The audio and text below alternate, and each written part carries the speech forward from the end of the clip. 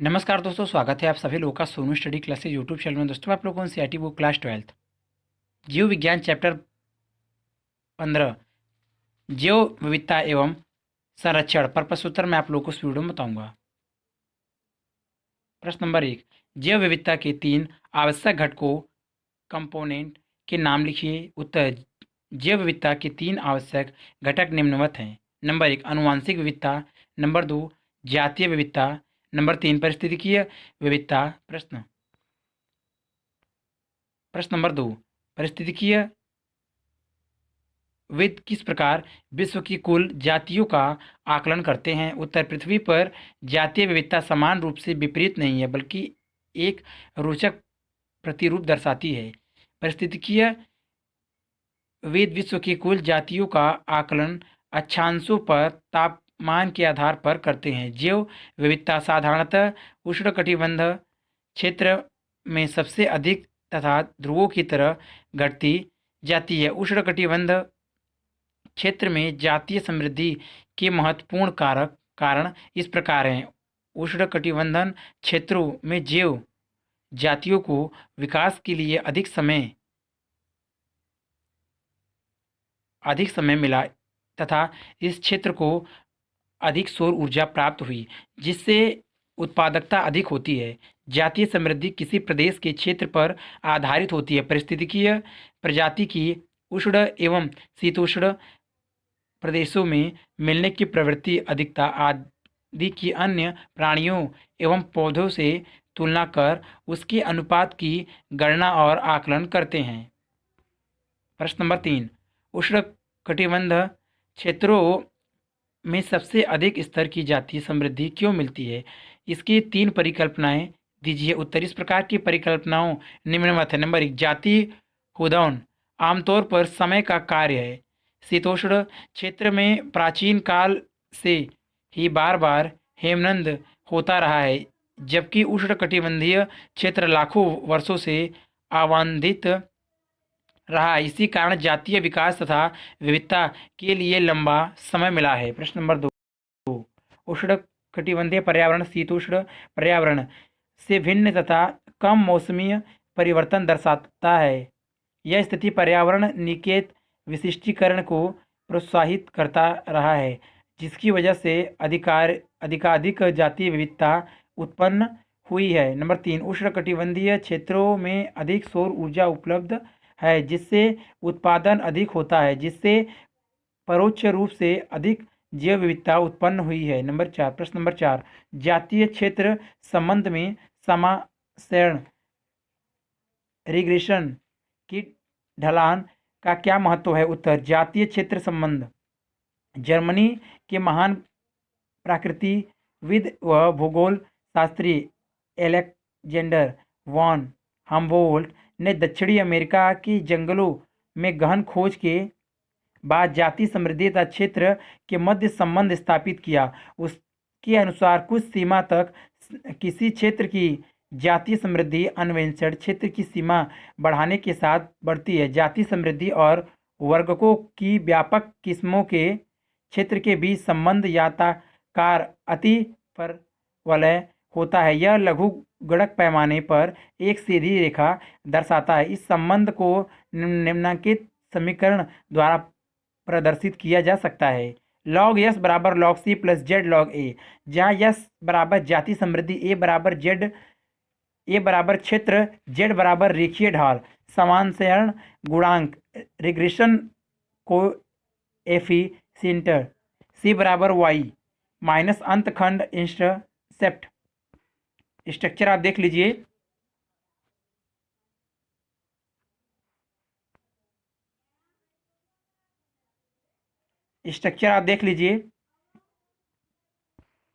चित्र, जातीय क्षेत्र संबंध का प्रदर्शन। लॉग पैमाने पर संबंध रेखीय हो जाते हैं। पारिस्थितिकीय वैज्ञानिकों के अनुसार जेड का मान 0.1 से 0.2 परास में होता है। यह वर्गीकीय समूह अथवा क्षेत्र पर निर्भर नहीं करता है। आश्चर्यजनक रूप से सामान्य रेखा की ढलान एक जैसी होती है। यदि हम किसी बड़े समूह के जातीय क्षेत्र संबंध जैसे संपूर्ण महाद्वीप का विश्लेषण करते हैं, तब ज्ञात होता है कि शरण रेखा की ढलान तीव्र रूप से तिरछी खड़ी होती है। जेड के माने की परास 0.6 से 1.2 होती है। प्रश्न नंबर 5, किसी भौगोलिक क्षेत्र में जातीय क्षति के मुख्य कारण क्या हैं? उत्तर, जातीय क्षति के कारण विभिन्न समुदायों में जीवों की संख्या घटती बढ़ती रहती है। जब तक किसी परितंत्र के मौलिक जाति उपस्थिति रहती है, तब तक जातीय के सदस्यों की संख्या में वृद्धि होती रहती है। मौलिक जातियों के विलुप्त होने पर इसके जीन पूल में उपस्थित महत्वपूर्ण लक्षण विलुप्त हो जाते हैं। यह एक प्राकृतिक प्रक्रिया है, लेकिन मानव हस्तक्षेप के कारण संपूर्ण विश्व जाति क्षति की बढ़ती हुई दर का सामना कर रहा है। जाति क्षति के मुख्य कारण निम्नवत है। नंबर 1, आवासीय क्षति अथवा विखंडन। मानवीय हस्तक्षेप के कारण जीवों के प्राकृतिक आवासों का नाश हुआ है, जिसके कारण जातियों का विनाश गत 150 वर्षों में अत्यंत तीव्र गति से हुआ है। मानव हितों के कारण औद्योगिक क्षेत्रों, कृषि क्षेत्रों, आवासीय क्षेत्रों में निरंतर वृद्धि हो रही है, जिससे वनों का क्षेत्रफल 18% से घटकर लगभग 9% रह गया है। आवासीय क्षति जंतु व पौधे को विलुप्तीकरण का मुख्य कारण है। विशाल अमेजन वर्षा वन को सोयाबीन की खेती तथा जानवरों के चारागाहों के लिए काटकर साफ कर दिया गया है। इसमें निवास करने वाली करोड़ों जाति प्रभावित हुए और उसके जीव को खतरा उत्पन्न हो गया है। आवासीय क्षति के अतिरिक्त प्रदूषण भी जातियों के लिए एक बहुत बड़ा खतरा है। मानव क्रियाकलाप भी जातीय आवासों को प्रभावित करते हैं। जब मानव क्रियाकलापों द्वारा बड़े आवासों को छोटे छोटे खंडों में विभक्त कर दिया जाता है, तब जिन स्तनधारियों और पक्षियों को अधिक आवास चाहिए वह बुरी तरह प्रभावित होते हैं, जिससे समष्टि में कमी होती है। नंबर 2, अति दोहन। मानव हमेशा से भोजन तथा आवास के लिए प्रकृति पर निर्भर रहा है, परंतु लालच के वशीभूत होकर मानव प्राकृतिक संपदा का अत्यधिक दोहन कर रहा है, जिसके कारण बहुत सी जातियां विलुप्त हो रही हैं। अति दोहन के कारण गत 500 वर्षों से अनेक प्रजातियां विलुप्त हो गई हैं। अनेक समुद्री मछलियों की प्रजातियां शिकार के कारण कम होती जा रही हैं, जिसके कारण व्यावसायिक महत्व की अनेक जातियां खतरे में हैं। नंबर 3, विदेशी जातियां का आक्रमण। विदेशी जातियों का आक्रमण। जब बाहरी जातियों अनजाने में या जानबूझकर किसी भी उद्देश्य से एक क्षेत्र में लाई जाती हैं, तब उन्हें उनमें से कुछ आक्रामक होकर स्थानीय जातियों में कमी या उसकी विलुप्ति का कारण बन जाती है। गाजर घास, पाथेनियम लेटाना और हायसिथ आइकॉनिया जैसी आक्रामक खरपतवार जातियां पर्यावरण अन्य देशज जातियों के लिए खतरा बन गई है। इसी प्रकार मत्स्य पालन के उद्देश्य से अफ्रीकन कैटफिश, क्लेरियस गेरीपाइनस मछली को हमारी नदियों में लाया गया, लेकिन अब यह मछली हमारी नदियों की मूल असल कमीन कैटफिश जातियों के लिए खतरा पैदा कर रही है। नंबर 4, सविलुप्तता। एक जाति के विलुप्त होने से उस पर आधारित दूसरी जाति व पादप जातियां भी विलुप्त होने लगती है। उदाहरण के लिए एक परपोषी मत्स्य जाति विलुप्त होती है, तब उसके विशिष्ट परजीवी भी विलुप्त होने लगते हैं। नंबर 5, स्थानांतरित अथवा झूम कृषि। जंगलों में रहने वाली जनजातियां विभिन्न जंतुओं का शिकार करके भोजन प्राप्त करती हैं। इनका कोई निश्चित आवास नहीं होता। यह जीवन यापन के लिए एक स्थान से दूसरे स्थानों पर स्थानांतरित होती रहती हैं। यह जंगल की भूमि पर खेती करते हैं। इसके लिए यह जनजातियों प्राय जंगल के पेड़ पौधों, घास फूस को जलाकर नष्ट कर देते हैं। इस प्रकार की कृषि को घूम कृषि कहते हैं। इसके कारण वन्य प्रजातियां स्थानाभाव के कारण प्रभावित होती हैं। प्रश्न नंबर 6, पारितंत्र के कार्यों के लिए जैव विविधता कैसे उपयोगी है? उधर जैव विविधता की पारितंत्र के कार्यों के लिए उपयोगी अनेक दशकों तक परिस्थितियों के विश्वास था कि जिस समुदाय में अधिक जातियां होती हैं वह परितंत्र कम जाति वाले समुदाय से अधिक स्थिर रहता है। डेविड टेलमैन ने प्रयोगशाला के बाहर के भूखंडों पर लंबे समय तक परितंत्र के प्रयोग के बाद पाया कि उन भूखंडों में जिन पर अधिक जातियां थीं साल दर साल कुल व्यवहार में कम भिन्नताएं दर्शाई। उन्होंने अपने प्रयोगों में यह भी दर्शाया कि विविधता में वृद्धि से उत्पादकता बढ़ती है। हम यह महसूस करते हैं कि समृद्ध जैव विविधता अच्छे परितंत्र के लिए जितनी आवश्यक है उतनी ही मानव को जीवित रखने के लिए भी आवश्यक है। प्रकृति द्वारा प्रदान की जैव विविधता की अनेक परितंत्र सेवाओं में मुख्य भूमिका है। तीव्र गति से नष्ट हो रही अमेजन वन पृथ्वी से वायुमंडल को लगभग 20% ऑक्सीजन प्रकाश संश्लेषण द्वारा प्रदान करता है। परितंत्र की दूसरी सेवा परागण कार्यों जैसे मधुमक्खी, गुंजन, मक्षिका पक्षी तथा चमगादड़ द्वारा की जाने वाली परागण क्रिया है, जिसके बिना पौधों पर फल अथवा बीज नहीं बन सकते। हम प्रकृति से अन्य अप्रत्यक्ष सौंदर्यात्मक लाभ उठाते हैं। परितंत्र पर्यावरण को शुद्ध बनाता है, सूखा तथा बाढ़ आदि को नियंत्रित करने में हमारी मदद करता है। प्रश्न नंबर 7, पवित्र उपवन क्या है, उनकी संरक्षण में क्या भूमिका है? उत्तर, अलौकिक उर्वस या पवित्र उपवन पूजा स्थलों के चारों ओर पाए जाने वाले वनखंड हैं। यह जातीय समुदायों, राज्य या केंद्र सरकार द्वारा स्थापित किए जाते हैं।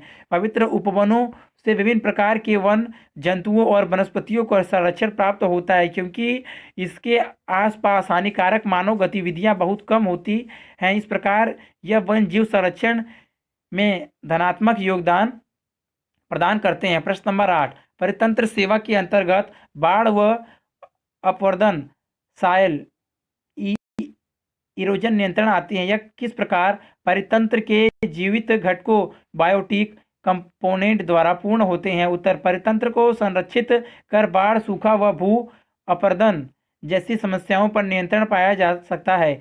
वृक्षों की जड़ों मृदा कणों को जकड़े रहती है, जिससे जड़ तथा वायु प्रवाह में अवरोध उत्पन्न होते हैं।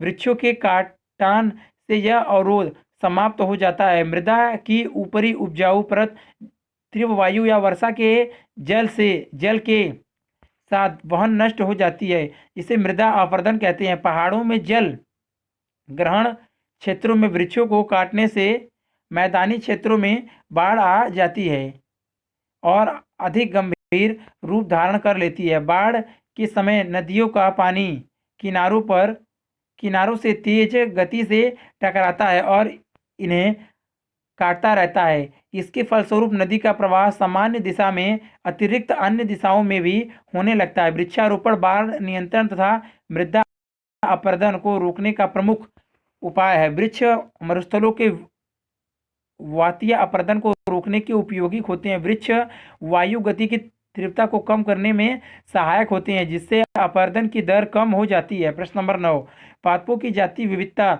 22%, जंतुओं 72% की अपेक्षा बहुत कम है। क्या कारण है कि जंतुओं में अधिक विविधता मिलती है? उत्तर, प्राणियों में अनुकूलन की क्षमता पौधों की अपेक्षा बहुत अधिक होती है। प्राणियों में प्रचलन का गुण पाया जाता है। इसके फलस्वरूप विपरीत परिस्थितियों होने पर यह स्थान परिवर्तन करके स्वयं को बचाए रखते हैं। इसके विपरीत पौधे स्थिर होते हैं, उन्हें विपरीत स्थितियों का अधिक सामना करना ही पड़ता है। प्राणियों में तंत्रिका तंत्र तथा अंतःस्त्रावी तंत्र पाया जाता है। इसके फलस्वरूप प्राणी वातावरण में संवेदनाओं को ग्रहण करके उसके प्रति अनुक्रिया करते हैं। प्राणी तंत्रिका तंत्र एवं अंतःस्त्रावी तंत्र के फलस्वरूप स्वयं को वातावरण के प्रति अनुकूलित कर लेते हैं। इस कारणों के फलस्वरूप किसी भी परितंत्र में प्राणियों में पौधों की तुलना में अधिक जैव विविधताएं पाई जाती हैं। प्रश्न नंबर 10, क्या आप ऐसी स्थिति के बारे में सोच सकते हैं जहां पर हम जानबूझकर किसी जाति को विलुप्त करना चाहते हैं? क्या आप इसे उचित समझते हैं? उत्तर, जब बाहरी जातियां अनजाने में या जानबूझकर किसी भी उद्देश्य से एक क्षेत्र में लाई जाती हैं, तब उसमें से कुछ आक्रामक होकर स्थानीय जातियों में कमी या उसकी विलुप्ति का कारण बन जाती हैं। गाजर घास, लैंटाना और हायसिंथ आइकानिया जैसी आक्रामक खरपतवार जातियां पर्यावरण तथा अन्य देशज जातियों के लिए खतरा बन गई हैं। इसी प्रकार मत्स्य पालन के उद्देश्य से अफ्रीकन केटफिश क्लेरियस गेरीपाइन्स मछली को हमारी नदियों में लाया गया, लेकिन यह मछली हमारी नदियों की मूल असल कमी कैटफिश जातियों के लिए खतरा पैदा कर रही हैं। इन हानिकारक प्रजातियों को हमें जानबूझकर विलुप्त करना होगा। इसी प्रकार अनेक विषाणु जैसे पोलियो विषाणु को विलुप्त करके दुनिया को पोलियो मुक्त करना चाहते हैं। अगर वीडियो अच्छी लगी तो वीडियो को लाइक करें, शेयर करें, कमेंट करें और नेक्स्ट वीडियो के लिए चैनल को सब्सक्राइब जरूर करें। Thank you for watching.